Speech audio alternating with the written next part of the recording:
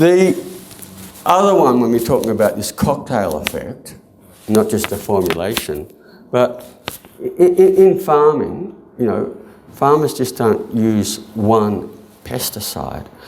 When these pesticides are approved, multiple pesticides are approved for a crop. And when I'm using the word pesticide, that's a generic word for all the sides, herbicide, insecticide, fungicide, and so on.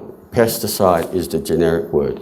But what will happen in any normal, in a crop, there'll be several insecticides, there'll be several herbicides approved, fungicides, maybe miticides. And the expectation is that all of them are used in a normal crop production cycle. And that's the reason when we do comprehensive testing of food, virtually everything, conventional food, doesn't have one residue, it has multiple residues. And on top of that, we don't eat just one food, we eat quite a range of foods. So we're getting a whole range of multiple residues from multiple foods. And so we're getting these cocktails. There's absolutely no requirement for the testing of cocktails. There's the assumption that somehow that the toxicity level is going to stay the same again. No change.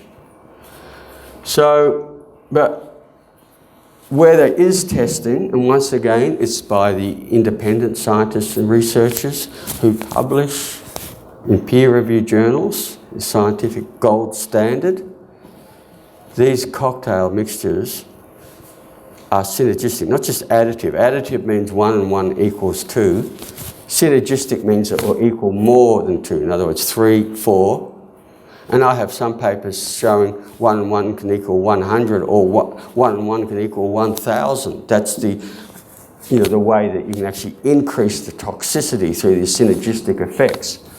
What to me is really concerning is this. When there's tests done in the United States, looking at the number of chemicals in placental blood, in other words, what is crossing the placenta into the developing fetus. And in the US, they found up to 232 chemicals, but most babies are getting hundreds.